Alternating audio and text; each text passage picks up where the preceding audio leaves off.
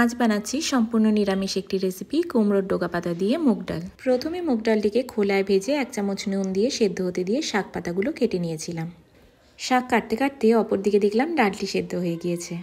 এরপর কড়াইতে তেল গরম করে ফোড়নে দিয়েছিলাম সাদা জিরে, কাঁচা লঙ্কা, তেজপাতা, আদা বাটা, শুকনো লঙ্কা পোড়া দিয়ে কুমড়োর শাকগুলো তার মধ্যে ছেড়ে দিয়েছিলাম। এরপর পরিমাণ মতো নুন ও হলুদ দিয়ে ভালো করে নাড়তে হবে যতক্ষণ না ভালো করে ভাজা হয়ে আসছে। এরপর দিয়ে দিয়েছিলাম ভাজা কুমড়ো পাতার মধ্যে সেদ্ধ ডালটি। এরপর খানিকক্ষণ নাড়াচাড়া করে ডালটিকে ভালো করে সেদ্ধ হতে দিতে হবে যতক্ষণ না ডোকাগুলি ভালো করে সেদ্ধ হয়। সেদ্ধ হয়ে গেলে সামান্য চিনি ও ঘি দিয়ে নামিয়ে নিলেই তৈরি কুমড়োর ডোকা পাতা দিয়ে মুগ ডাল। আমার এই নিরামিষ রেসিপিটি ভালো লাগলে ভিডিওটি লাইক করতে এবং চ্যানেলটি সাবস্ক্রাইব করতে কিন্তু ভুলবেন না। দেখা হচ্ছে নেক্সট ভিডিওতে। টাটা।